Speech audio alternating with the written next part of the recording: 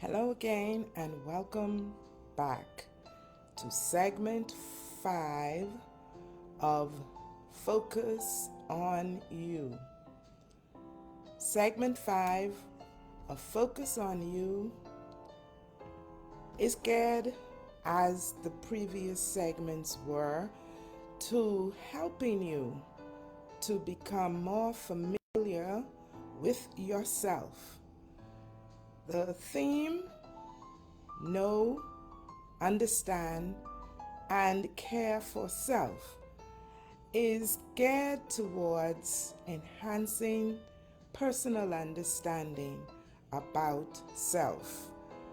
If you are joining me for the first time, you would have not had the opportunity to share in segments 1 through 4. And those segments presented in a kind of unique and unfamiliar way some personal understanding that was laid down in order for us to come to where we are today. And so, if you are joining for the first time, I invite you to subscribe to my page. That's Mould Breaker Empowerment and Education International Network on Facebook. It would also be easily accessed by at Mould Breaker Doc, and that's me, Audrey Mellayne. And the first segment presented 3 facts about yourself. The second segment looked at your purpose. Segment 3 focused on self-worth and worthiness, and segment 4 focused on connecting the dots. And those dots that were connected in segment 4 were referring to the tripart nature of the human being. Today, the focus is a penny for your thoughts. Thoughts are connected to the mind, and the mind is one of the 3 parts of the human existence. So, we begin by asking the question, what is your mind? Where do you find the mind? Has anyone ever seen the mind? Have you ever seen your mind? What takes place in your mind? The mind is said to be the center of your thoughts. So, my next question is, have you ever seen your thoughts? Have you ever heard your thoughts? Have you ever felt your thoughts? If you recall from the previous section with connecting the dots, and even in the previous 3 sessions, what was brought through clearly is that this human being comprises of mind, body, and spirit. And we established that the body and the spirit are interdependent with the mind, which means that the mind influences what goes on with your physical being, as well as it influences your spiritual aspect. Do you agree with that? There are persons who may disagree. And so therefore, in this segment, I have dedicated my focus on helping you to understand just how important and how deeply the mind goes. And so we begin. As we look at the tripart existence of the human being, let's take it apart, because in so doing, we will understand why it is that we are able to see and feel and smell certain aspects of our being, whilst the others are what is termed abstract. But even though it may be non-tangible, non-feelable, non-touchable, it still exists, and it still plays a very important part in our existence and our state of well-being. Let's begin with the state of the mind. Already, from the first 5 minutes into this program, you would have recognized that no one has ever seen your mind, not even you yourself. Now, you would have encountered the activities of the mind, which comes in the form of thought processes. So, what type of thoughts do you have from one moment to the other, one day to the next? Do you bring your thoughts forward? Do you send them ahead of you? Or are they active right here, right now, and from one moment to the next, thoughts are left behind, but you're not able to pull forward thoughts from tomorrow? Very important. It tells us that we therefore must remain conscious, which brings us to the level of thoughts that we encounter. We have subconscious thoughts, those little thoughts that flow through our mind unconsciously, but they influence our moment by moment activities. Those are our subconscious thoughts. It is almost automated. For instance, if you are someone who take a journey to work from your home and your job is on the other side of town, you take a particular route. And after taking that route for several journeys, it's almost automated that without thinking, you are able to navigate directly to work, and before you realize it, you're there and you don't even remember turning through a particular corner or seeing a particular building that is right there every day. And that's because your thought is translated into habits. Okay, that's one element. But our thoughts can be positive or they can be negative. But where exactly do our thoughts come from? If you remember in segment 1, I mentioned the fact that when we enter this world as infants or babies, we come with a clean, blank slate. However, we are immediately, people are fascinated that babies are looking around, there's a little smile on their face, and we begin to make assumptions about what the baby is processing mentally. But they are just that, assumptions. As we go through life, even into adulthood, again, no one can read your thoughts. They can read your actions, and they apply previous experiences and come up with a solution, which again is the thought processes. They come up with explanations about what they observe. And that is how our thought processes are developed over time through the interactions with others, through the interaction with the environment. We begin to place labels on things. And sometimes those labels are inaccurate, but we receive them and act as if they are truths that apply to everyone. but do they really apply to everyone?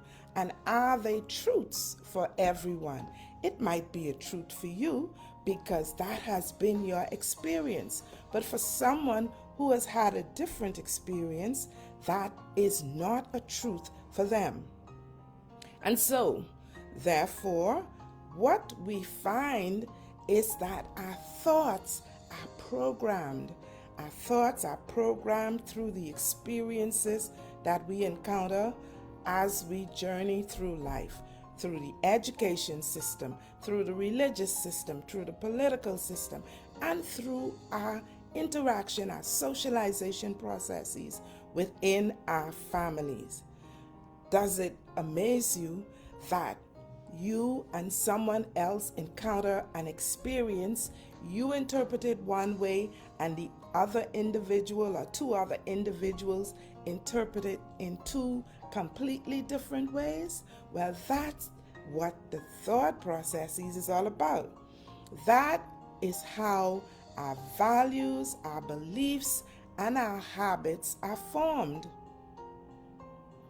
Coming back now to positive and negative, do you see how we as individuals are in error for judging others, trying to control others, when we all have come from a different background and have had different experiences and process information differently?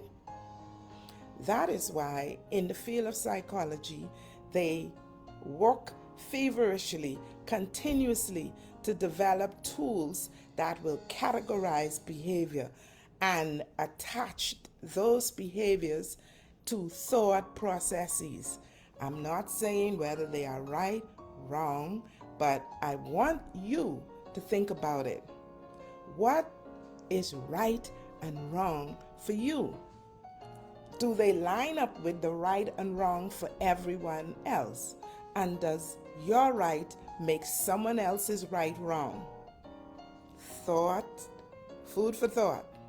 Okay, so we've established that our thoughts influence everything. I mentioned the subconscious, which is an automatic thought process. Once the information comes in through vision, through hearing, through interaction, communicating, conversing with others, the mind goes to work and it compartmentalizes all of these interactions. Subconsciously, they influence your behavior. But then there's the conscious level of thought, where you now, as you interact with the environment, as you interact with others in the environment, you communicate, you are doing things. All the things that you are doing engages the thought processes. If you were to just simply lift a spoon from one surface and place it on the other, that involved a thought process, something that we hardly ever think about. It's like automatic, it's automated, but it involved consciousness. And we can think of other things, even again, the journey to work that I mentioned earlier. In some instances, it's automatic, but for some reason, you may find on one morning or one afternoon, you want to deviate from your routine route to work in order to pick up something or someone or drop something off. So if you don't engage your conscious mind, what happens? You forget and you just take that routine route to work, and by the time as you pass the point, you go, shoots, I forgot. So consciousness is essential, but it is also a part of the thought process. And then, of course, we have the superconscious level. The superconscious is, again, an automatic, non-tangible, non-intentional, at least non-conscious thought process.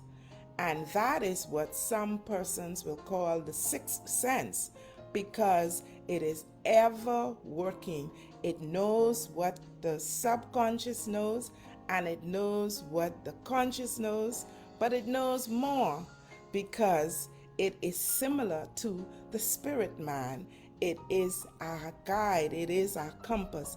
So when we are journeying through life and we're doing something and a thought comes to us and say, no, don't do it that way, do it this way. Was that previous experience? No, it's actually new insight. It is intuition. It's what we call intuition, or something. Most people say, something tell me I should do it this way or that way. Well, that is that something, the superconscious, the spirit aspect of your consciousness. So here again, we see the connectedness between the mind, the body, and the spirit. The subconscious is non-tangible, and so is the superconscious. But the conscious is that intentional part of you. But none of them are something that you can take in your hand and say, here's my subconscious mind, here is my conscious mind, and here's my superconscious mind. A lot of people have never even known or thought that there are three parts to our mind and our thoughts as it relates to how we navigate through life. And that is the point that I want to bring home to you today. You have those three components of your consciousness, of your thought processes. The mind is the seat of your thoughts. The thoughts that you think become things. They influence your decisions. They influences your likes and dislikes of people, things, places. They also influence your interests, your thoughts regarding what is the best career path for me, what is the best vacation destination that I can take at this time. It also influences your beliefs. And what are beliefs? Beliefs are really repetitive thoughts, thoughts that you think time and time again. The one thought that forms your beliefs. Thoughtfulness is also habitual.